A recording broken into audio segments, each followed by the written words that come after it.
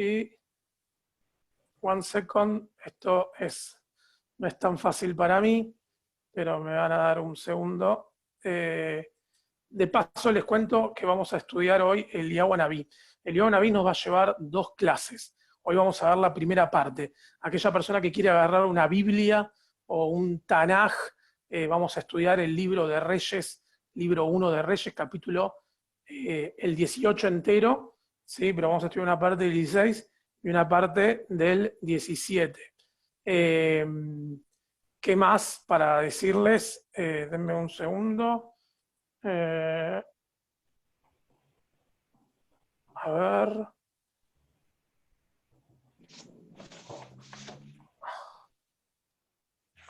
Ahí está. Bueno, les voy a empezar a compartirles pantalla. ¿Sí? Bueno, aquellos que ya agarraron su Biblia, perfecto. Denme un segundo que voy a silenciar acá. Silencio acá. Y listo, estamos para empezar. Bueno, lo que vamos a hacer es, lo que pido es, esta vez tengamos un poco de paciencia, porque estoy mirando una pantalla acá y una pantalla allá. No es tan fácil esto para mí. Pero bueno, vamos a comenzar con la clase. Ahora sí.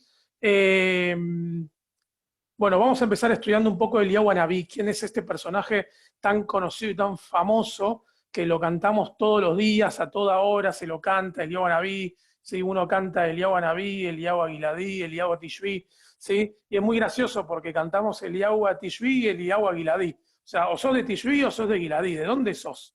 ¿Sí? Pero bueno, la tradición no termina de definir y dice, bueno, Tishbi es una ciudad más chica de Gilad.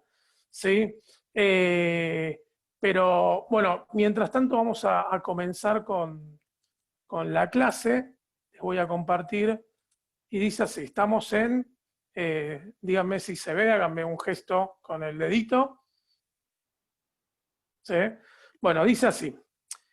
Estamos en el libro de Reyes 1, capítulo 16. Vamos a leer solamente de este libro del 29 al 33. Y dice así.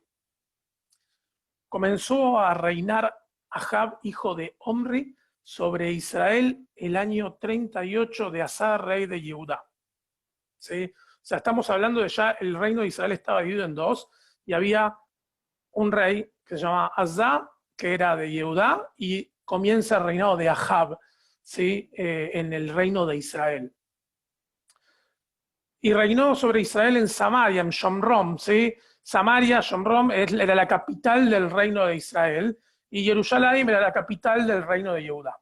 ¿Sí? Gobernó durante 22 años, pero Ahab, hijo de Omri, hizo lo malo ante los ojos del Señor, más que todos los que reinaban antes. O sea, está diciendo el libro que Ahab fue un rey bastante pésimo, ¿sí? Como que no pésimo quizás en nivel administrativo o en a nivel económico o político, sino a nivel religioso, pues no le bastó andar en los pecados de Jeroboam, hijo de Nabat. Jeroboam es el rey anterior, ¿sí? Sino que tomó por mujer a Jezabel, ¿sí? Se casó con una mujer fenicia, hija de Hetbal, y fue y sirvió al Baal. Baal es el dios de los fenicios, ¿sí? Y adoró allí. ¿Sí? Como que hizo corbanot, ofrendas para el Baal, y se olvidó del Dios de Israel. Construyó además un altar para el Baal en el templo que edificó en Shomrom, en Samaria, y también hizo a Ahab una imagen de Ashera. Ashera era como el dios de los árboles para los cananeos, para provocar así la ira de Dios, del Dios de Israel, más que todos los reyes de Israel que reinaban antes. ¿Sí? O sea, como que quiso provocar la ira, pero en realidad no quiso provocar la ira. Era un quilombo, ¿sí? Israel. Todo lo que era esa tierra de Israel era un quilombo. ¿Por qué? Porque vivían entre todos los reinos, ¿sí? No solamente eran judíos, vivían otros pueblos, y era normal y era natural que tengan diferentes culturas. Es como hoy los que estamos aquí en Argentina. Hay gente que festeja la Navidad, hay gente que no festeja la Navidad, hay gente que festeja otras tradiciones y otras religiones, y está todo bien. Lo que pasa es que imagínense en un reino chico tantas culturas juntas. ¿Qué es lo que pasa con el capítulo 17, los primeros 2 versículos? Vamos a ver, dice así, y acá aparece por primera vez nombrado Eliau. Nosotros le vamos a llamar Eliau Anabí, Eliau el profeta, pero la tradición acá en la Torá, en el Tanaj, no se lo llama profeta, se llama Eliau, ¿sí? Entonces Eliau Atishbi, el Tisbita, que era uno de los habitantes de Galad, dijo a Ahab: vive el Señor, Dios de Israel, en cuya presencia estoy, que no habrá lluvia ni rocío en estos años hasta que mi boca lo diga. ¿Por qué? Viene acá Eliau Anabí, Eliau, y le dice a Ahab: no va a llover acá hasta que Dios lo diga, el Dios de Israel. ¿Por qué? Porque Ashera y Baal eran dioses que tenían que ver con la agricultura, Ashera de los árboles y Baal de la lluvia. Entonces, ¿qué hace Dios? Ah, vos le vas a rendir culto a ellos, entonces yo te voy a demostrar cómo me tendrías que haber rendido culto a mí. No va a llover. Vos seguís rindiéndole cultos a ellos y no va a llover. Va a llover cuando vos me rindas culto a mí. Y llegó a él una palabra del Señor que decía: apartate de aquí y volvé al oriente y escondete en el arroyo Gerit, que está frente al Jordán, y beberás del arroyo. Yo he mandado a los cuervos a que te alimenten allí. ¿Sí? Le está diciendo Dios a Eliab Anabí: bueno, andate a Ahab, al rey Ahab, y decirle lo que va a pasar. Y cuando pase eso, volá de ahí, tomátela, porque te va a querer matar. Andate a un lugar, que es el arroyo ahí en Kerib, que yo ahí voy a mandar animales para que te alimenten. ¿Sí? Voy a mandar a cuervos que te lleven comida. O sea, imagínense la situación. Acá parece un Dios en el texto en donde, de alguna forma, ofendido con el rey Ahab, le corta los víveres, le corta la lluvia, lo manda Eliau al frente, y después le dice: bueno, escuchá, andá y decí esto y después volá de ahí. ¿Sí? Como diciendo: yo no te estoy cuidando, no te voy a proteger, solamente te mando para que digas esto. Bueno, la historia de Eliab Anabí en el arroyo, en esa zona, va a durar todo el capítulo 17. Es algo que lo van a estudiar ustedes. Ahora vamos a pasar directamente al 18, porque acá se desencadena la historia de Eliab Anabí. Ahora, ustedes me van a preguntar quizás de dónde sale Eliab Anabí. ¿Hay fecha de nacimiento? ¿Hay alguien que diga capítulos anteriores: Eliab es esto, Eliab lo otro, nació Eliab, como, no sé, como leímos el nacimiento de Shaul, o el nacimiento no, la infancia de Shaul, el nacimiento de Shmuel, el nacimiento de los profetas, de los patriarcas? No, Eliab Anabí aparece acá. Es la primera vez que se lo nombra de la nada. Y dice así, capítulo 18, arranca y dice así: pasó mucho tiempo, y 3 años después llegó la palabra del Señor a Eliab, diciendo: ve, mostrate a Ahab, y yo haré llover sobre la faz de la tierra. O sea que pasaron 3 años de que Ahab no tuvo lluvias ni nada. Hasta acá pregunto si se escucha más o menos bien. ¿Sí? Ok, perfecto. Imagínense un lugar donde por 3 años no llovió. Imagínense la agricultura de un lugar en donde por 3 años no llovió. Entonces el capítulo arranca diciendo: andá y mostrate a Ahab y decirle que voy a hacer llover. Fue pues Eliab a mostrarse a Ahab. Y acá hay algo que quiero mostrarles, que quiero que lo tengan muy en cuenta.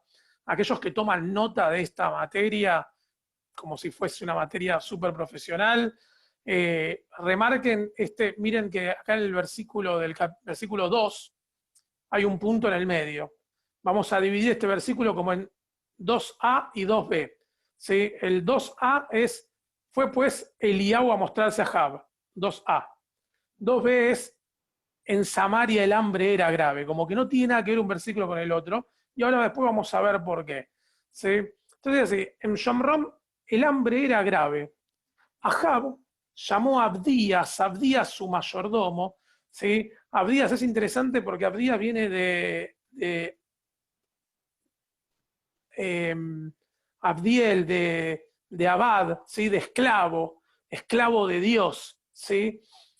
Y dice, Abdías era muy temeroso del Señor, ¿sí? Claro, era esclavo de Dios, por eso se llama Abdías. Pues cuando Jezabel es la esposa de Ahab, la fenicia, destruía a los profetas del Señor, ¿sí? Los mandaba a matar a los profetas de Dios. Abdías tomó a 100 profetas y los escondió en cuevas de 50, dice el texto, ¿sí? Y los sustentó con pan y agua. Hasta acá vamos a cortar un poquito la transmisión, ¿sí? de esto. Y vamos a hablar dos cosas que son importantes. La primera es, no sé para dónde mirar, estoy medio en crisis con eso. La primera es, a ver si esto me lo logran captar. Primero, ¿qué onda que hay 100 profetas de Dios? ¿Dónde vieron en algún lugar que haya tantos profetas de Dios?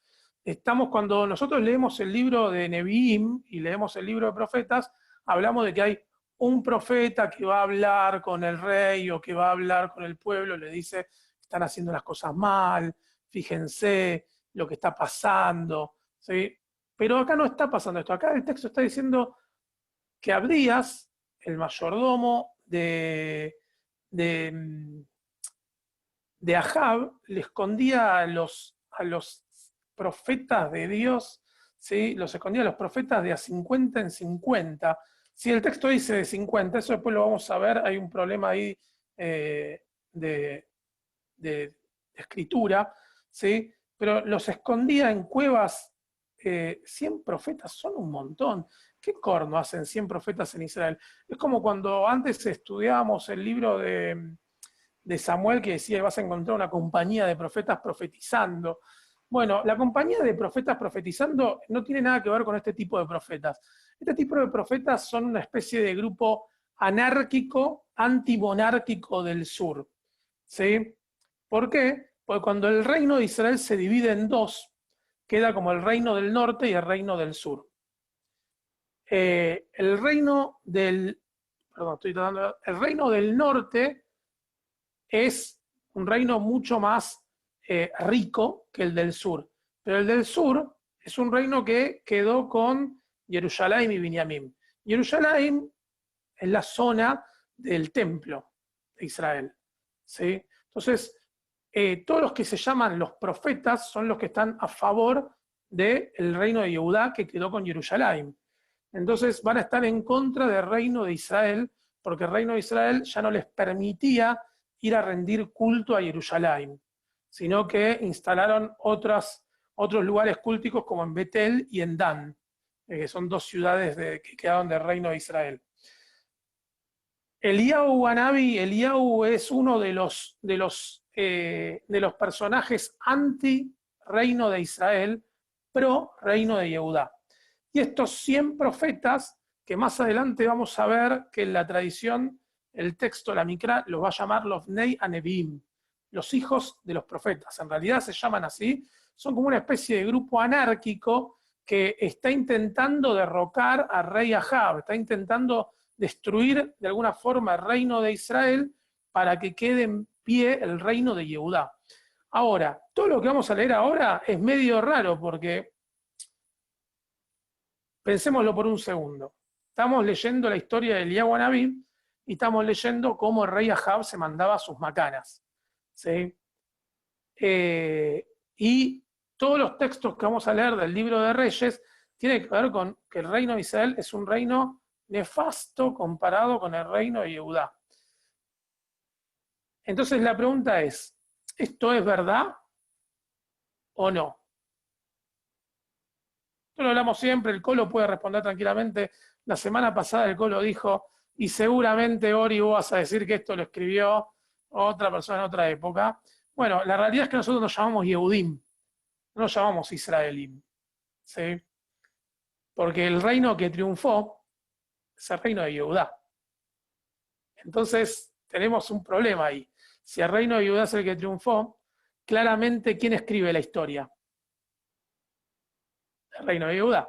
entonces va a hacer quedar al reino de Israel como un reino medio pelo.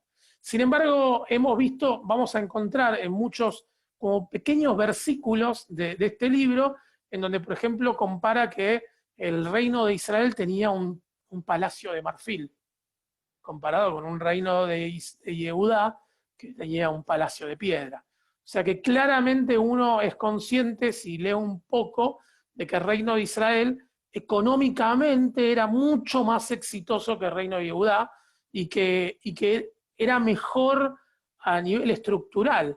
De hecho, si uno se fija en un mapa de Israel y se fija en las zonas fértiles, el reino de Israel tenía todas las zonas fértiles, mientras el reino de Yehudá no tenía nada, era zona árida. Entonces, sabemos que el reino de Israel fue mucho más próspero que el de Yehudá, pero el de Yehudá triunfó solamente por una cuestión militar. Los asirios destruyeron Israel, pero a Yehudá no les preocupó, porque no había nada que ganar ahí, ¿sí? Entonces medio que lo dejaron en pie. Ahora, volviendo a este tema, volvemos al tema de los Bnei Anevim, los hijos de los profetas, que son este grupo de Eliyahu Anabí, este grupo medio anárquico que comandado por Eliyahu, y una vez que muere Eliyahu lo va a comandar Elisha, que es otro profeta el segundo al mando. Vamos a seguir con el texto, y lo que estamos viendo acá en el texto es que había hambre en la tierra, estaban desesperados por hambre, dice, el hambre era grave en Shomrom, y Ahab le dice a su mayordomo, escuchame, tenemos que ir a buscar comida. Entonces en el versículo 5 le dice a Ahab a Abdías, ve por el país a todas las fuentes de agua y a todos los arroyos a ver si acaso encontramos pasto para conservar con vida a los caballos y a las mulas para que no nos quedemos sin bestias. Decimos, vos andá por un lado, yo voy a ir por el otro, a ver si encontramos algo de agua, algo de comida, algo de pasto, lo que sea. Y el versículo 6 dice, y dividieron entre sí el país para recorrerlo. Ahab se fue por un camino y Abdías se fue por el otro. Y cuando Abdías iba por el camino se encontró a Eliyahu Anabí, ¿sí? Y al reconocerlo se postró sobre su rostro y dijo, ¿no eres tú Eliyahu, mi señor? ¿No sos Eliyahu? ¿Sí? Y acá nos queda claro algo, que Abdías era el mayordomo principal de Ahab, pero claramente si se arrodilla frente a Eliyahu Anabí, nos deja claro una cosa, Abdías era espía de los Bnei Anevim, ¿sí? Era un sirviente de Ahab, del reino, pero en realidad, ¿quién manejaba ahí? Eliyahu. Fíjense que lo ve a Eliyahu y se postra frente a Eliyahu como diciendo, y aparte no se olviden, escondía a los Bnei Anevim, escondía a los profetas de Eliyahu de la mano de Jezabel, ¿sí? Ahora, siguiendo con el texto, dice así, ¿no eres tú, Eliyahu, mi señor? Y Eliyahu le dice, sí, soy yo. Sí, sí, sí. Andá a decirle a tu amo, acá está Eliyahu. No le dijo hola, nada. Vi como, así de seco. Soy yo. Andá y decirle a tu amo, Eliyahu está acá. Sí, andá y decirle que yo estoy acá. Y Abdías contestó, ¿en qué pequé yo para que entregues a tu siervo a manos de Ahab para que me mate? ¿Sí? Y le dice, vive el Señor tu Dios, que no ha habido nación ni reino donde mi Señor no haya ido a buscarte. ¿Sí? El mayordomo está diciendo, ¿me estás cargando? ¿Por qué me querés hacer pasar por la espada? ¿Por qué querés que Ahab me mate? Le dice, te fuimos a buscar por cada nación del reino. Y cuando respondían, no está, y la gente respondía que acá no había pasado Eliyahu. Y ahora me decís, en el versículo 11, y ahora me decís, andá y decile, Eliyahu está acá. Acontecerá que cuando yo me haya ido, vos vas a desaparecer.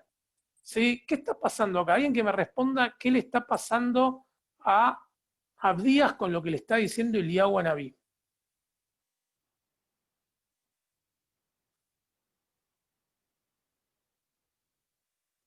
No se anima ni Adriana a responderme ahora.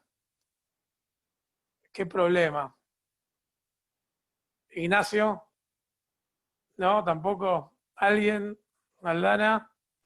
¿No? Bueno, te voy a responder como para no dejarte solo. Al Y final el me Colo también me extrañas está cuando no te fallando. hablo, Sí. ¿viste? No, nada, básicamente me parece que este sirviente se está sintiendo como medio chivo expiatorio. O sea, yo te banqué acá, escondí a tus profetas, estoy haciendo toda la movida y vos venís así, me mandás de una al muere. Como que La pregunta no, es, no es muy por copado. qué siente, la pregunta real es por qué siente que lo está mandando al muere? ¿Por qué Abdías siente que Eliyahu Naví, no es fácil, piénsenlo, pero ¿por qué Eliyahu Naví siente que lo está, que lo, ¿por qué Abdías siente que Eliyahu Naví lo va a mandar al muere? Y porque si era una espía, se supone que Ahab y la esposa no sabían No, que... tranquilamente puede ir y decirle a Javi, escuchá, lo encontré a Sí, Eliyahu Naví, escuchá, está ahí. ¿Sí? Claramente hay una concepción medio extraña y es que no era de mucha confianza Eliyahu Naví. ¿Sí? No se confiaba mucho en Eliyahu Naví. Explícame Era, cómo llegaste a esa conclusión, porque no, no la veo en el texto dale, este. dale. Primero piensa en un segundo, va y le dice, andá y decirle a tu rey que yo estoy acá. Dice, ¿vos querés que me mate? ¿Sí? Si te buscamos por todos lados, si yo llego a ir y decir que vos estás acá, y ahora le va a decir, vamos a venir y no te va a encontrar. ¿Qué es lo que está diciendo? No te va a encontrar porque claramente Abdías está pensando que se va a volver a escapar como se escapó durante 3 años. Entonces, si no te voy a encontrar, porque hace 3 años te venís escapando, me vas a hacer traer a Java hasta acá para que después se enoje conmigo porque no te vamos a encontrar. Entonces, ¿qué hace así? Le dice en el versículo 11, y ahora tú me dices, ve y dile a tu amo, Eliahu está aquí. Acontecerá que cuando yo me haya ido, el Espíritu de Dios te llevará donde yo no sepa, así como por arte de magia te vas a desaparecer, y cuando yo vaya a dar la noticia a Jab, él no te hallará y me matará, pero tu siervo teme al Señor desde su juventud. Está diciendo, pero yo quiero a Dios, no me hagas esto, no me mandes a prenderme fuego. De hecho, el versículo 13 dice, ¿no le han contado? ¿Cómo no te contaron a vos que yo, cuando Jezabel mataba a los profetas del Señor, ¿sí? A los Bnei Neviim, los escondí en cuevas a 100 de los profetas del Señor, de 50 en 50 y los mantuve con pan y agua? Como yo, ¿no te contaron que yo laburé un montón para vos? Y ahora vos me decís, andá y decir a tu amo Eliahu hasta aquí, querés que me mate. Y Eliahu le dijo, vive el Señor de los ejércitos, ¿sí? Vive Hashem Tsebaot, que cuya presencia estoy, ¿sí? Y que hoy me voy a presentar a él. Cuando está diciendo que hoy me voy a presentar a él, significa que otras veces, ¿sí? Hizo eso. O sea, que otras veces se borró. ¿Se queda claro el punto a donde voy? Aparte, fíjense que Abdías está diciendo, pero por favor, nadie te contó que yo trabajé para vos, que yo estoy de tu lado. ¿Por qué me haces eso? No confiaban en Eliyahu Naví. Ahora, lo otro interesante es por qué quería que marquen esto. En el primer versículo lo dice en hebreo y obviamente yo la traducción la puse en castellano. En el versículo 3 o 4, donde dice que cuidaba a los profetas del Señor a 100 y los dividía en cuevas de 50. Y en este versículo dice de cuevas de 50 y 50. ¿Sí? Acá hay un error literario y se llama haplografía. ¿Sí? Haplografía significa cuando se comen una palabra en el Tanaj o en la Torá. ¿Sí? Acá se comieron una palabra en el versículo 4, que es la palabra Hamishim, 50. ¿Sí? De 50 en 50. Esto es algo gramatical, para que lo tengan en cuenta, porque después vamos a ver, justo en la historia de Eliyahu Naví, hay otros errores literarios que se llaman ditografía, y es cuando una palabra o una oración se repite más de una vez. ¿Sí? O sea, de repente vamos a ver que en un capítulo que hay 2 renglones que se repiten 2 veces. Y uno dice, pero ¿cómo? ¿Qué les pasó a los escribas? Yo les voy a decir lo que le pasó a los escribas. Seguramente estaban escribiendo, les sonó el teléfono, fueron a atender y cuando volvieron dijo, ¿dónde estaba? Ah, estaba acá. Y volvieron a escribir exactamente lo mismo. ¿Sí? Bueno, no había teléfono en ese momento, pero algo parecido les habrá pasado, les habrán golpeado la puerta, les habrán pedido una tacita de azúcar o lo que sea. Ahora, seguimos con el texto y dice así. Le dice, andá y presentate, andá y decirle que yo voy a estar, que hoy me voy a presentar. Entonces Abdías fue a encontrarse con Ahab y le dio aviso y Ahab fue a encontrarse con Eliahu. Y cuando lo vio le dijo, ¿eres tú el que perturbas a Israel? vos sos el que nos está haciendo todo este daño. Pero hasta acá quiero que nos quedemos un segundo. ¿Por qué? Porque yo les quiero mostrar algo, y es que toda esta historia medio que estuvo un poco de más. Si volvemos al versículo 2a, dice así. Dice, el versículo 1 dice, pasó mucho tiempo, 3 años después llegó la palabra del Señor a Eliahu diciendo, ve, mostrate a Ahab y yo haré llover sobre la faz de la tierra. Fue pues Eliahu a mostrarse a Ahab. Entonces, ¿sí? Fue mostrarse a Ahab, ¿sí? y Ahab fue a encontrarse con Eliahu, ¿sí? Pero perdón, fue a mostrarse a Ahab, y cuando lo vio le dijo, ¿eres tú el que perturbas a Israel? Es como que, en realidad, del versículo 2a hasta el 16, ¿sí? ¿Colo? ¿Puedo decir Sí. que a partir del versículo 2b pegaron otro relato de la misma historia, Puede ser que hayan pegado otro relato de esa misma historia, sí. Es que probable. arranca en Samaria había hambre grave? Claro, fíjense que está completamente desubicado, nada que ver. ¿Sí? Fue como que había ese relato histórico y dijeron, bueno, lo metemos acá, lo insertamos acá. ¿Sí? Porque acá el texto cambia de su recorrido. Entonces de repente le dice, en el 2a dice, bueno, fue a buscar a Ahab, ¿sí? Se presentó frente a Ahab, y en el 17 dice, y cuando lo vio, le dijo, ¿sos vos el que perturba a Israel? Y él le respondió, yo no he perturbado a Israel, sino tú y la casa de tu padre al abandonar los mandamientos que el Señor y a seguir a los Baales, ¿no? A los dioses fenicios. Y le dice, mandá pues ahora a todo Israel que se congregue en el monte Carmel con los 450 profetas del Baal y los 400 profetas de Ashera que comen de la mesa de Jezabel.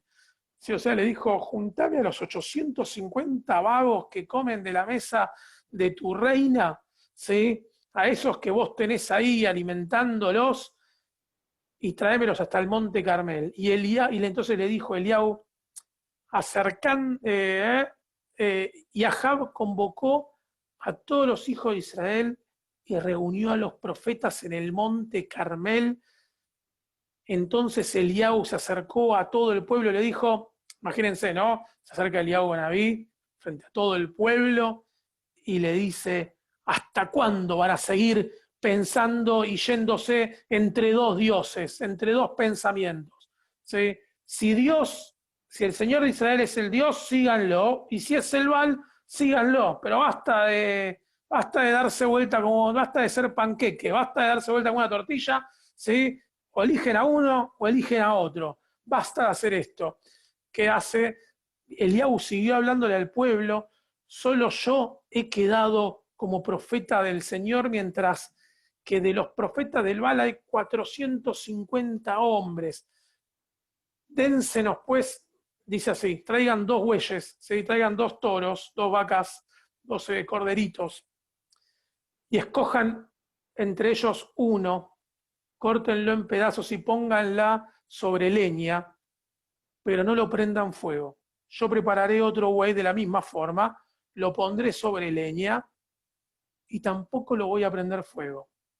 Y invoquen luego ustedes, a los profetas del Baal, le dice, el nombre de vuestros dioses, y yo invocaré el del nuestro, el del Dios de Israel. ¿Sí? Y el Dios que responda por medio del fuego, ese es Dios. Bien dicho, respondió el pueblo. ¿Sí? Como que de alguna forma Eliahu Nabí le dice a la gente, ¿ustedes quieren saber quién es el que manda acá? ¿Ustedes quieren saber quién la tiene más grande? Vamos a hacer esto. Ustedes preparen un sacrificio, yo voy a preparar uno al lado. Corten al animal de la misma forma que lo voy a cortar yo, preparen toda la ofrenda que van a hacer, pero no lo prendan fuego y yo tampoco. ¿Sí? Que caiga del cielo un rayo y prenda fuego el cordero, el sacrificio. Y el que pase eso va a ser el Dios que manda. ¿Sí? Adriana. ¿No va un poco en contra de todas las enseñanzas de la Torá esto de desafiar a Dios para que se presente en terrenal para demostrar su poder? ¿Pero a vos te parece que Eliyahu Anabí va en línea con las enseñanzas de la Torá? Acá estamos Y viendo no, siempre pero un si después este personaje. relato termina, si después todavía no sé, no me lo spoilees, pero si este relato termina en que Dios se presentó y prendió fuego a eso, me tira abajo todo lo otro que venimos estudiando en la Torá, Bueno, porque no lo pará, porque presente. porque tenemos acá dos problemas. El primer problema, tenemos dos problemas, ¿sí? Que es más o menos un poco lo mismo que se me ocurre pensar un poco con Moshe, ¿sí? Ahora les voy a explicar por qué el problema. Tenemos un problema y es, Dios le va a dar de comer a su pueblo porque su pueblo está pasando hambre. Dios decide hacer llover en la tierra de Israel. ¿Por qué? Porque es su pueblo. Entonces, de alguna forma, sí, y ahora me está diciendo que tengo las dos cámaras prendidas, sí, porque yo prefiero mirar para allá. De alguna forma, es su pueblo, ¿sí? Dios no puede dejar que su pueblo pase hambre. Entonces, decide darles agua. ¿Qué hace en ese momento? Eliyahu Anabí va a aprovechar esa situación y va a ir y va a decir, sí, ahora miro a la otra cámara, va a ir y va a decir, como yo ya sé que va a llover, ahora me voy a hacer el soberbio y el creído y te voy a demostrar quién manda acá. ¿Sí? Esto es más o menos como, por ejemplo, eh, cuando el pueblo tenía sed en el desierto y le dicen a Moshe, danos agua, y Dios le dice a Moshe, andá y decile a la piedra que te dé agua y de la piedra va a brotar. Y hace Moshe, reúne a todo el pueblo y dice, escúchenme, manga de vagos, ¿sí? Ustedes querían agua, yo les voy a dar agua, y golpea la piedra, y golpea la piedra de nuevo, y la golpea por tercera vez, y el agua brota. ¿Qué le dijo Dios? Que le pida a la piedra. Ahora, ¿qué hizo Moshe? La rompió toda, ¿sí? La demostración de poder, lo hablamos siempre, ¿sí? El que sabe el diario del lunes, tiene un poder que a veces abusa de eso, ¿sí? Como por ejemplo, aquellos en algún momento que se los acusaba de comprar dólar futuro, ¿sí? El que sabía cuánto iba a estar el dólar y lo compró, se abusó de ese poder, ¿sí? Adriana. Sí, no me convencen tus comparaciones, porque por lo siguiente, en ese caso, en realidad Dios estaba dando agua a un pueblo que estaba sediento, o sea, se manifiesta para salvar la vida del pueblo. Acá lo están Sí, invocando únicamente para demostrar poder, perfecto. Hay una porque no es diferencia. Sí, para sí, sí. saciar hambre ni sed. Sí, yo te voy a hacer una pregunta. Yo te voy a hacer una pregunta. Suponete que sos Dios, ¿sí? Eh, bueno, una diosa, ¿sí? Y vos tenés el poder suponete igual, ¿no? Y vos tenés el Sí, poder de hacer llover. Y sabés que sí, tu gente necesita esa agua. sí. Entonces, de repente, y además también tenés otro tema. Y es que encima tu pueblo le está rezando a otro Dios. ¿Sí? Es como Sí. que a nivel político encima tenés otro problema, se te están yendo para otro lado. Entonces, cuando vos decís, bueno, voy a hacer llover, y Eliyahu Anabí abusa de esa situación y dice, bueno, entonces le voy a demostrar quién la tiene más grande acá, Dios de alguna forma igual le tiene que responder a Eliyahu, porque si no responde a Eliyahu, la gente se le cambia de bando. Entonces, Eliyahu Anabí está forzando una situación en donde Dios le termina respondiendo. Y no piensa acá en una concepción, porque el mayor error que tenemos nosotros es que tomamos al Dios del Bueno, pero Tanaj como un si yo Dios soy Dios, justo. Escuchen, porque ustedes tomen al Dios del Tanaj como un personaje literario, no como un personaje justo, todopoderoso, bondadoso. El Dios del no. Tanaj sufre, habla, se ofende, se enoja. Es un personaje literario, ¿sí? En este concepto. Entonces, piensen por un segundo que el Eliyahu Anabí está abusando de la situación y encima, de alguna forma, está forzando a este Dios, ¿sí? Al Dios de Israel, a tener que responderle, porque si no le responde a Eliyahu Anabí, el pueblo se le va. Entonces, Eliyahu Naví forzó toda una situación que, bueno, después vamos a ver más adelante cómo Dios, de alguna forma, se la hace pagar en otra clase, ¿sí? Porque, Bueno, no sé, pero ustedes saben que se si deja yo la me copa tengo que con Eliyahu imaginar que Naví, yo se soy el deja Dios del Tanaj, ¿Cómo? si yo me tengo que imaginar que soy el Dios del Tanaj, como me dijiste vos, y Sí. acá hay un hombre, un simple ser humano desafiándome para que demuestre mi poder para que no se le vayan los seguidores, y yo demuestro mi poder haciendo que le caiga el rayo divino a este tipo y pongo otro profeta que sea un poco menos soberbio. Bueno, eso puede ser también que pase, pero tenemos que seguir leyendo la historia de Eliyahu, ¿sí? Porque de hecho, en algún momento, bueno, no quiero spoilear la historia, pero tranquilamente tiene una Biblia, así que pueden seguir leyendo tranquilamente en la semana. Pero, pero en un momento, que lo vamos a ver la semana que viene, Dios le dice a Eliyahu Naví, ¿y vos quién te pensás que sos? ¿Quién te pensás que sos? ¿Quién sos vos para decir lo que tengo que hacer? ¿Sí? O para decirme a mí lo que yo tengo que pensar de mi pueblo. ¿Sí? En un momento como que el Dios del Tanaj va a decirle, calma, ¿sí? Hasta acá llegamos a un límite de la relación. Felisa, Perdóname, ¿este liao es el que ponemos la copa en la mesa de pesas? claro, porque Eliahu era alcohólico, ¿sí? Entonces se acostumbra a dejar, no, es de verdad, se acostumbra a dejar una copa, porque claro, en el final de la vida terrenal de Eliahu Anabí, bueno, lo que pasa es que estoy adelantando parte de la clase, pero en el final de la vida, lo que va a pasar es que Eliahu le dice a Dios, este pueblo de porquería se olvidó de tu pacto, se olvidó de vos, y bueno, Dios le va a poner un freno, le va a decir, pará, te está pasando de la raya, vos quién sos, y le va a decir, y vas a ver, vas a pasar por cada casa judía, te voy a hacer pasar por cada casa judía para que veas cómo mi pueblo no se olvida de mí. Entonces, por eso se le deja una copa, como era alcohólico, para llamarlo a que pase, invitarlo a que pase a cada casa judía.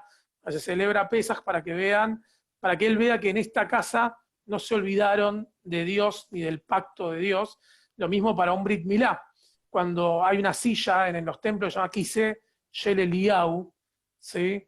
Que es la silla en donde se sienta el sandak, que es para que Eliyahu Naví esté presente ahí mirando cómo se sigue cumpliendo con el pacto de Dios y se sigue haciendo el Brit Milá, ¿sí? Hay una cuestión medio... Quiere decir No te que a escucho, pesar de Felisa. todo tuvo mucha trascendencia. Sí, pero también quiere decir que a Eliyahu Naví, de alguna forma, su soberbia hizo que Dios le diga, ¿sabes qué? Te voy a mandar ahí para que veas, no para que bendigas, sino para que veas, te voy a demostrar cómo todo lo que vos decís está mal. Sí, Adriana. Sí, te voy a pedir si me haces un resumen rápido de cómo Eliyahu llegó a ser así tan poderoso. No, lo que pasa es que la historia de Eliyahu Porque arranca lo ahí. que venimos leyendo hasta ahora, arranca así de una. Él ya Arranca era así. como Sí, sí, conocido sí. por todo el mundo. Sí, sí, sí. O sea, la historia de Eliyahu arranca Ah, ahí. mira. O sea, no hay lo mismo que dije al principio de la clase, pero bueno, Adriana seguramente no me miró a la otra cámara, no me estaba escuchando. Con lo cual, lo que dije es, la historia de Eliyahu Anabí arranca ahí. De repente Eliyahu le dijeron, andá y decirle que va a haber, que no va a llover. ¿Sí? No hay ni nacimiento como el de Shmuel, ni juventud como en el de Shaul y de David, no hay nada. O sea, arranca ahí la historia de Eliyahu Anabí. Quizás en esa época había mitos sobre él o historias o relatos, pero no quedaron plasmados en el texto del Tanaj. Bueno, seguimos. No me acuerdo dónde nos habíamos quedado, porque hablamos un montón. Cuando hacen el sacrificio de los bueyes, ponen los bueyes. Le dice así, bueno, que escojan cada uno un buey y lo preparen, ¿sí? Y dice así, ellos, en el versículo 26, ¿sí? Ellos tomaron el buey que les fue dado y lo prepararon y invocaron el nombre de Baal. Escuchen esto, invocaron a su Dios desde la mañana hasta el mediodía y decían, Baal, respóndenos, pero no se escuchó ninguna voz, ni hubo quien respondiera. Entre tanto, ellos seguían saltando alrededor del altar que habían hecho, saltando tipo macumba, ¿ven? Tipo umbanda, alguna cosa de ritual así. Y hacia el mediodía, Eliyahu, miren esta situación, porque hasta es bizarra, Eliyahu se burlaba de ellos diciendo, griten con voz más fuerte porque es su Dios. Quizás está meditando, tenga algún trabajo, se haya ido de viaje, tal vez esté durmiendo y haya que despertarlo, ¿sí? Como diciendo, griten más fuerte porque igual sí, está en otra, ¿sí? Se tomó licencia. Seguían ellos clamando a gritos y se hacían cortes, ¿sí? Conforme a su costumbre, con cuchillos y lancetas, hasta que chorreaban sangre. ¿Vieron? No sé si vieron, pero no es la primera vez que se ven rituales así, donde se cortan con cosas, con látigos que tienen puntas de vidrio, ¿sí? Empezaron a hacer toda esa cuestión de macumba de alguna forma para que le responda al Baal. Y Eliyahu Naví le decía, miren, a ver si no pasa nada con ustedes. Encima, eso es lo peor. Eliyahu, porque yo digo, a la gente le canta cuando tenía Shabbat Eliyahu Naví. Es muy difícil tomarle cariño a un tipo tan soberbio como Eliyahu Naví. Muy difícil querer a un tipo así. ¿Sí? Entonces, dice así, pasó el mediodía y ellos siguieron gritando frenéticamente hasta la hora de ofrecer el sacrificio, pero no se escuchó ninguna voz y hubo quien respondiera ni escuchara. Entonces dijo Eliyahu a todo el pueblo, acérquense, si vengan, ustedes quieren ver un show, acérquense. Todo el pueblo se acercó y Eliyahu arregló el altar del Señor que estaba arruinado, ¿sí? Un altar viejo, arruinado, lo arregló. Tomó 12 piedras, ¿sí? Conforme al número de tribus en la casa de Jacob, conforme a las 12 tribus de Israel, al cual había sido dada palabra del Señor diciendo, Israel será tu nombre. Y edificó con las piedras un altar al nombre del Señor. Después hizo una zanja, una canaleta alrededor del cuadrado de piedras, ¿sí? En el que cupieran 2 medidas de grano, ¿sí? Como 2 puños, ¿sí? No sé si se me ve, no, 2 puños era la idea. Y preparó la leña, cortó el buey en pedazos, lo puso sobre la leña y dijo, llenen 4 cántaros de agua, agarren 4 baldes de agua y llénenlo y derrámenlo sobre el animal, sobre el buey. O sea, mójenlo todo. Como que de alguna forma lo que está haciendo Eliyahu Naví es, mójenlo, llénenlo de agua, van a ver, o sea, ¿qué pasa? No se va a prender fuego si lo mojan con agua. Entonces, mójenlo, ¿sí? Derramen 4 cántaros de agua sobre este sacrificio y sobre la leña tiren agua, mojen toda la leña. Y háganlo otra vez, dice Eliyahu Naví, y dijo, y lo hicieron otra vez, y hacerlo por tercera vez, ¿sí? Háganlo de nuevo. Versículo 35, de manera que el agua corría alrededor del altar y también se había llenado de agua la zanja, ¿sí? Todo estaba lleno de agua.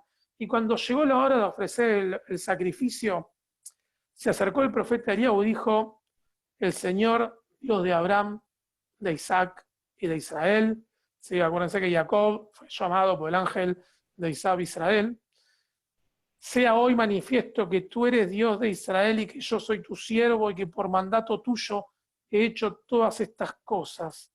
Respóndeme. El Señor respóndeme, Señor, respóndeme para que conozca este pueblo que tú eres el Dios de Israel y que tú haces que su corazón vuelva a ti. ¿Sí? Ahí se puso serio Eliyahu Naví. Entonces cayó fuego del Señor, cayó un fuego del cielo y consumió todo el sacrificio, la leña, las piedras y el polvo, y hasta lamió el fuego el agua que estaba en la zanja.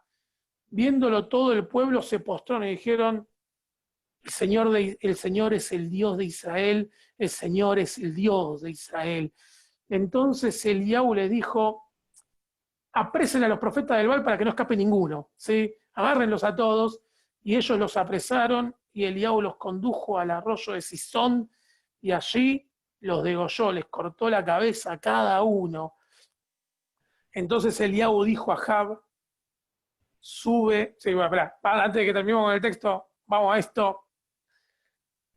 ¿Qué pasa gana Eliyahu, porque claramente Dios no puede no responderle a Eliyahu porque queda mal parado, y Eliyahu acá toma un poder que antes no tenía. Antes el pueblo de alguna forma es, bueno, sí, bueno, demostranos a ver qué tan grosos sos. Le demostró y abusó, no sé, dijo, tómenlos, agárrenlos a todos, los llevó hasta el arroyo de un río y les cortó la cabeza uno por uno. ¿Sí? Adriana. Mientras Sí, más la estudio, más me historia no te mareo, convence, Ori. no me No, cambies. no, no es que no me convence esta historia, sino que cuando empiezo a mezclar historias o a relacionar historias, es como que es una contradicción constante. Qué más lindo que el Porque, judaísmo, si el judaísmo es una o sea, contradicción en el libro constante. en el libro de Samuel se dice que Shaul cae en desgracia por haber hecho un corbán en cualquier lugar que no era el Mishkan. Y acá, Sí. este señor Eliyahu hace un sacrificio en cualquier lugar que no es el Mishkan y Dios se manifiesta y le da un poder. Entonces, ¿hay que hacerlo en el Mishkan o se puede hacer en cualquier lado? Perdón, Es pero como, claro, lo que pasa que acá tendría que haber salido a decirle Dios, no, che, pero si querés que me manifieste, anda a hacerlo donde corresponde, no en cualquier lado. ¿a dónde lo va a ir a hacer? Y no sé dónde era en ese momento el Mishkan, dónde estaba, dónde No, hacían no los había sacrificios. Mishkan, había había templo de Esto es Israel. anterior. Claro, ya había templo, ya Tendría que haber había ido al templo. templo. No, porque era el reino de Yehudá, no podían pasar la frontera. Ah, claro. ¿Sí? El templo les quedó a los otros. Eso es lo primero. Lo segundo Y es, pará, no se una pregunta. olviden que Eliyahu Anabí y sus profetas del Baal eran pro reino de Yehudá. ¿Sí? O sea, toda esta historia está hecha para demostrar de alguna forma que todo lo que los reyes de Israel son una perdición, son la peste, que el pueblo tiene que volver a Yehudá. Sí, más o menos falta que Eliyahu Anabí les diga, y ahora, ¿saben qué? Hagamos una migración masiva a Yehudá y abandonemos este reino nefasto. ¿Sí? De hecho, hasta Sí, Eliyahu pero Anabí, más allá de la guerra entre los pueblos, digo, más allá de la guerra entre los pueblos, que puede ser que vos estés en contra de Israel y que por eso lo querés hacer distinto, ¿cuál fue el mandato divino? Porque si Dios se manifiesta acá dando la razón a Eliyahu, entonces el templo no tenía razón de ser porque no era el mandato divino. lo que pasa es Y que si no, Dios, tendría que ser al revés. lo que pasa es que la interpretación de que Dios se tiene que manifestar en un templo es Y una hoy es lo manifestación. mismo. No, pará. Porque la idea y la concepción de que Dios se tiene que manifestar en un templo, hoy, por ejemplo, hoy es una idea cristiana, ¿sí? Sí, de que Dios está en la iglesia. Para la tradición judía, totalmente. Dios no está dentro de cuatro paredes, está en todos lados. ¿Sí? Sí, bueno, pero eso es hoy. Eso es lo primero. O sea, la ley bíblica era o lo hacías en el templo como estaba escrito en el libro del Éxodo. No, lo que pasa es que acá hay un error. No. El templo primero fue hecho por los seres humanos, ¿sí? Y el templo cumplía una función no tan espiritual y religiosa, cumplía una función netamente social y económica. Uno al templo iba a llevar el maaser, las donaciones. Uno al templo iba a congregarse, a reunirse. ¿Sí? Es como ir hoy a la Keilah, tiene una concepción mucho más social que religiosa. La vida religiosa vos la podés tener en cualquier lugar. ¿Sí? Ahora, es verdad que los reyes de Israel usaron el templo como único lugar de manifestación religiosa. ¿Para qué? Para que no se les escape las donaciones, que no se les escape la gente, que todo, para tener un control. O sea, el templo era el control político del lugar. Al dividirse el reino en dos, ya el otro reino no tenía el templo, no tenía un lugar para mantener ese control. Entonces el control, lamentablemente, de alguna forma, el reino de Israel, ese control lo mantuvo poniendo como diferentes lugares de ofrenda.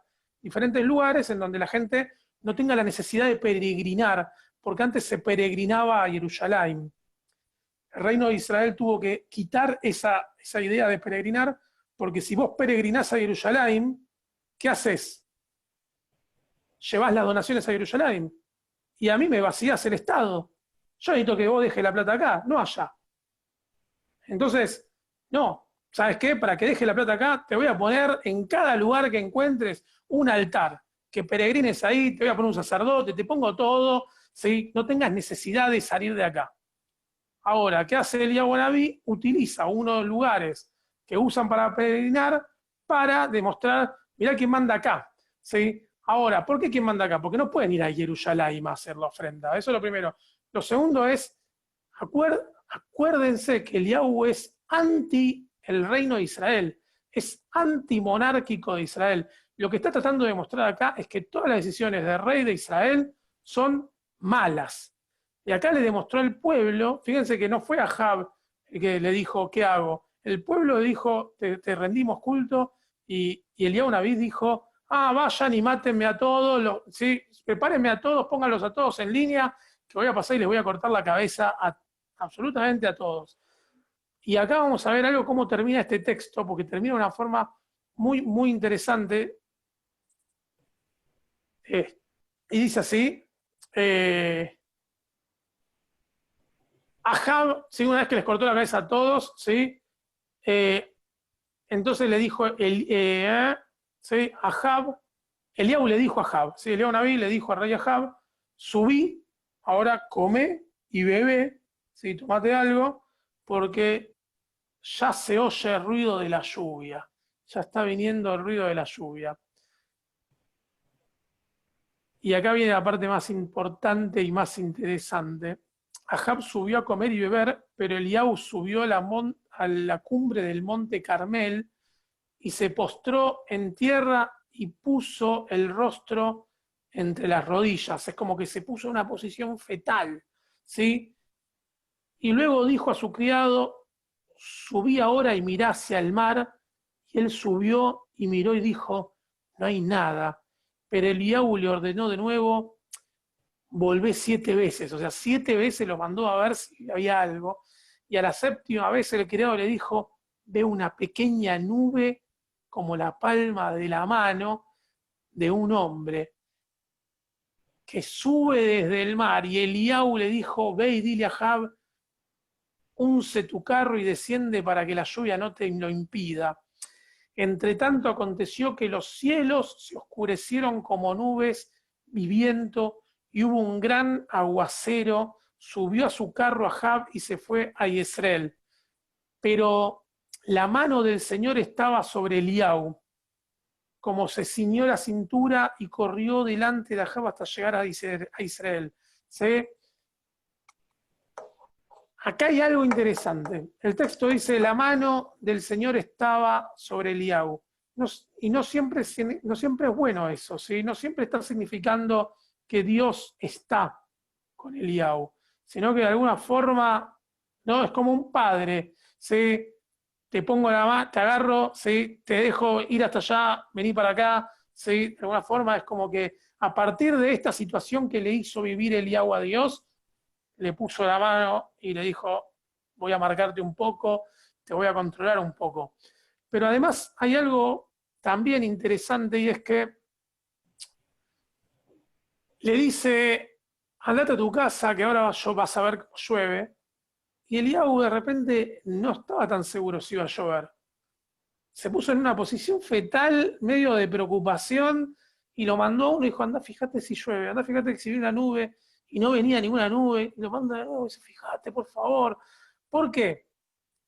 Porque quizás Dios se la manda a guardar. Quizás Dios dijo, ¿sabes qué? Mirá, me agotaste. Entonces no voy a hacer llover nada. Eliyahu también estaba preocupado con eso. Sí, estaba preocupado, y si no llueve, y si de repente se pudre todo. Entonces la pregunta es, ¿qué sensación les da este final de este capítulo? No les voy a adelantar obviamente el capítulo que viene porque es terrible. Si quieren les puedo decir el primer versículo del capítulo que viene, que es muy, muy divertido, y es, después de la lluvia, Jezabel la esposa de Ahab, lo agarra a Ahab y le dice, escuchá, degolló a mis 450 sacerdotes, quiero que lo mates. ¿Y qué hace Ahab? Lo manda a matar. ¿Y qué hace Eliyahu Nabí? Huye. Entonces la pregunta acá es, ¿cómo un tipo que tenía tanto poder de golpe se ve la necesidad de salir corriendo? O sea, tanto poder no tenía. ¿Sí? Tanto poder no tenía, y quizás la historia es un poco hasta fantasiosa. ¿Sí? De repente dice, ¿esto pasó? ¿Sí? ¿Sabes qué? A mí no me importa si llovió o no llovió. Cortale la cabeza. Entonces, la pregunta acá es, ¿qué sensación les da un poco este texto? Hoy estoy hablando completamente solo.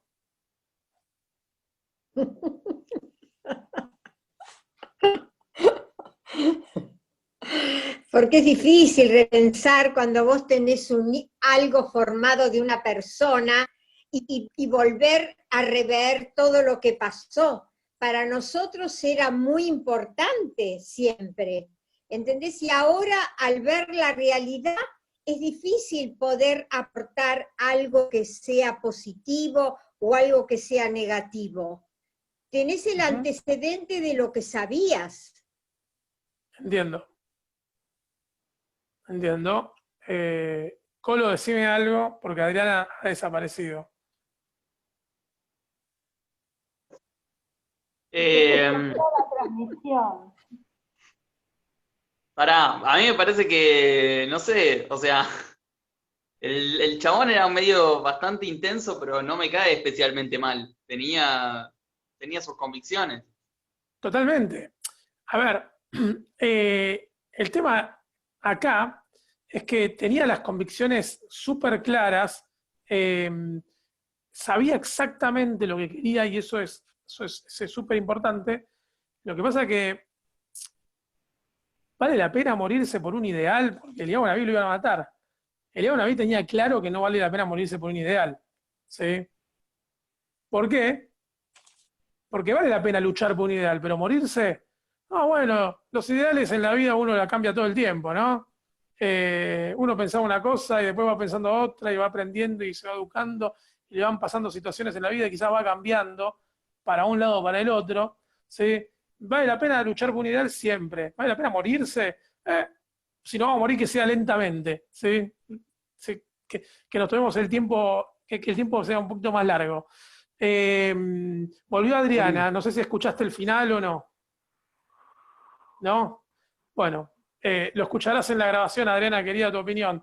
Ignacio, vas a decir algo. A ver, ¿qué opina Ignacio de este Eliyahu Nabí? Lo acabo de agarrar Ignacio, para mí me va a decir no escuché la clase. No, sí, estaba pensando justo lo que vos habías dicho acerca de Moshe en el sentido de que hizo todo lo contrario, digamos, de lo que Hashem en algún momento le había dicho. Entonces, me pensaba desde ese punto de vista, digamos, de que se sentó sobre algo que no tenía totalmente afirmado.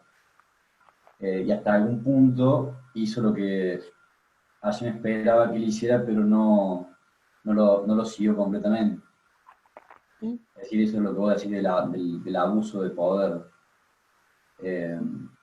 Se creyó que estaba sobre una estructura, sobre una base que en realidad no la tenía, o nunca la tuvo. Quizás no es tanto abuso de poder, sino abuso de información. ¿Sí? Porque Bueno, si yo tengo el diario del lunes, bueno, la información me da poder, ¿no? Eso es claro. ¿Sí? La información es poder. Ahora, si yo tengo el diario del lunes y si yo sé que va a llover, bueno, a partir de ahí puedo hacer lo que quiero. Pero fíjense que cuando termina el capítulo, Eliyahu no estaba tan seguro de si iba a llover. Entra como en una crisis, se pone en una posición fetal y lo manda a uno y dice, ay, andá, fíjate si va a llover o no va a llover. Lo mandó 7 veces. ¿Qué está pasando que no llueve? Entró en crisis de verdad. Y el texto termina diciendo como, y la mano de Dios no se le fue de Eliyahu. Como que ahí hubo un control. Ahí empezó a regular un poco la conducta de Eliyahu. Adrián acaba de terminar de leer el final, por lo que tengo entendido. Ori. Era como la agarré. Sí, Osvaldo. Me gustó la última frase que dijiste de la segunda parte. que el profeta, digamos, convocó a Hashem para, o sea, la presencia de Hashem para el pueblo. Y cuando no me acuerdo cómo se llama, lo iba a matar, se escapó. Podía también convocar la presencia de Hashem y no lo hizo. O sea, usó una salida más rápida. Y otra, eso es lo que me gustó de todo, todo lo que leíste. Y otra cosita, nosotros como pueblo, cuando ponemos la copa, ¿sí? Así llamala para un Brit Milá, para Pesaj o para lo que sea, ¿sí? ¿Está bien convocar a un muerto? Lo que pasa es que en realidad la tradición no dice que Eliyahu Naví se murió. La Mikra dice que desapareció.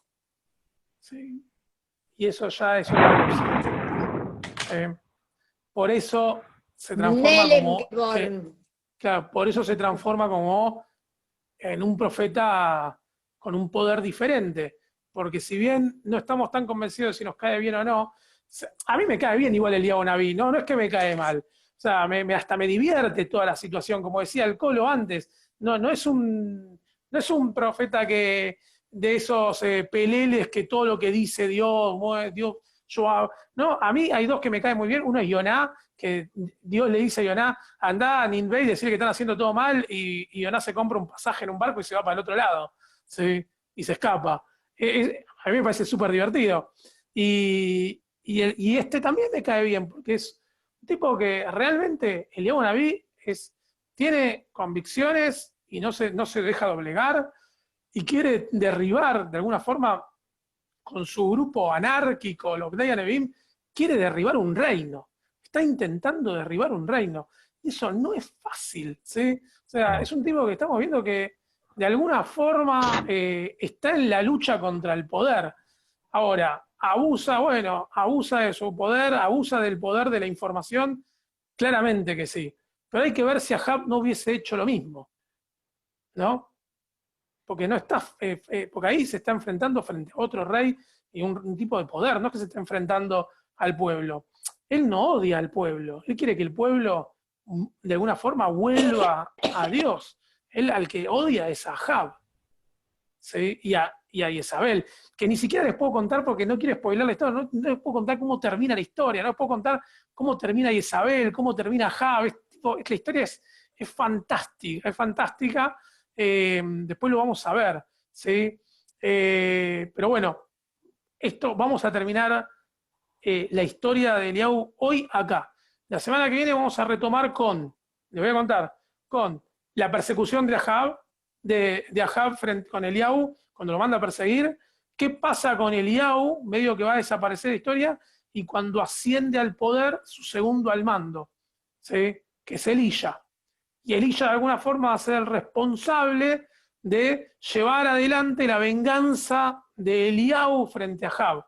¿Sí? Y esto va a ser tremendo. Va a ser tremendo. Estas son historias muy buenas. ¿Sí? Esta es una historia realmente que está para hacer una peli.